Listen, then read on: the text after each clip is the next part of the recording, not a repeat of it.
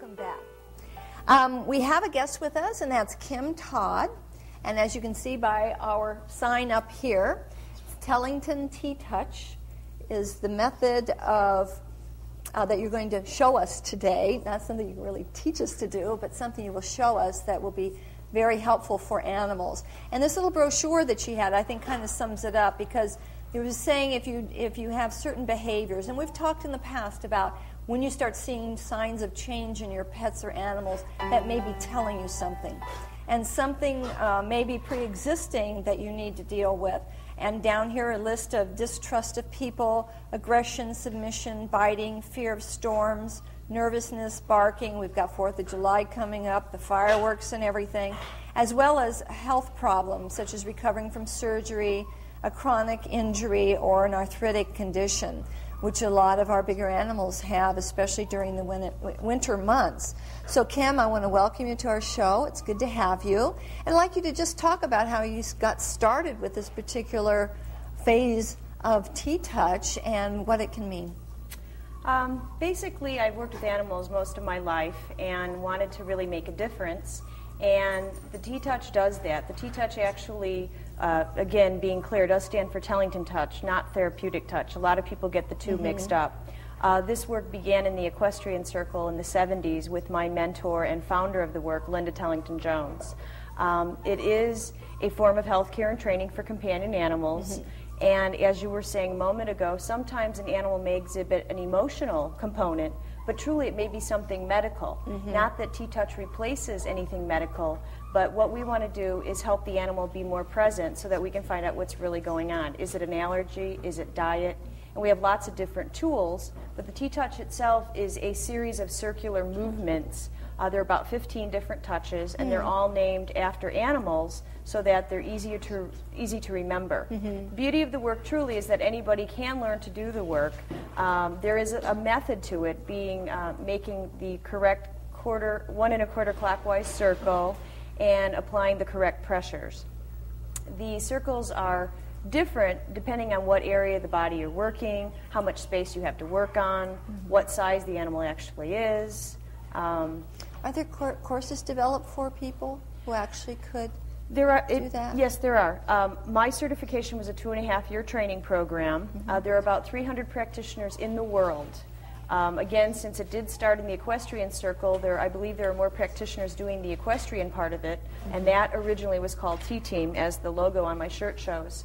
But over the last 8 years, it has been refined to companion animals. There are trainings on the West Coast and the East Coast. I myself give clinics, private sessions, and can do workshops. Because I was thinking if I have an arthritic dog at home, it would be great to know what I can do for that animal in the home setting. So there is something that I could come to you and you could show me exactly what to do to help that dog. Yes. And my goal ultimately is to meet with a client, if it's one-on-one, but also to empower them what's right for their animal.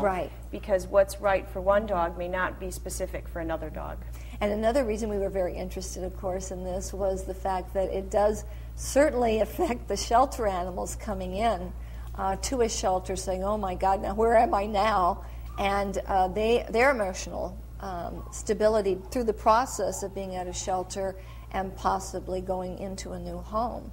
There's a lot of feeling and emotion that these dogs have and display while they're going through that process. And of course, I see it a little bit more directly when the clients have to go into a care facility or pass away, and I'm taking their little baby away from them and trying to work with it to find another home for it, because it still has a lot of life to it and wants to go on. So emotionally, that aspect itself, you can help through such avenues that you offer in your particular program.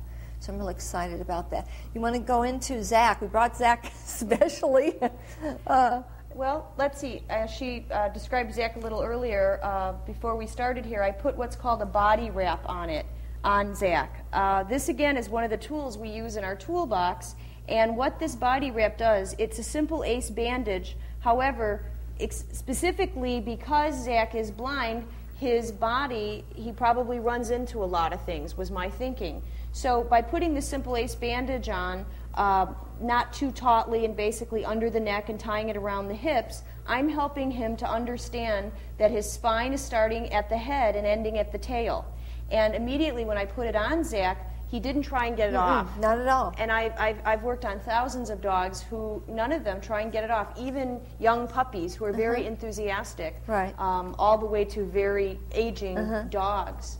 So I'm just going to start doing a few touches on Zach. I want to make a point to always, you wouldn't just go up to a strange animal and start doing this work, just as you wouldn't go up to a strange animal and start petting them unless you asked if it was okay.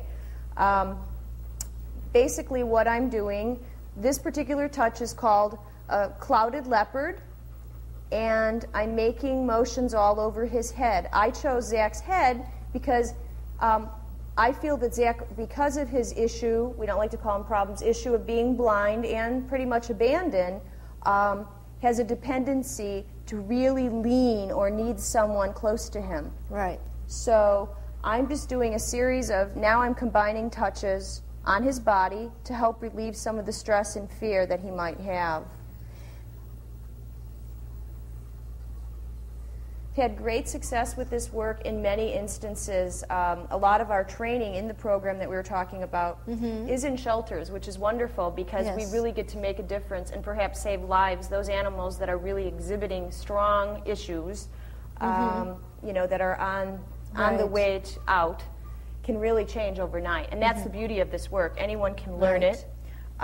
Yes, Zach, are you most interested? What? Oh, you want to lay down. He says, I like that. This side over here would be real great, yes. Tim. And this is a really good point, too. When you're working on an animal, you know, a lot of the questions are, how long do I do this? Where do I start? You know, the beauty of this work, it's very gentle.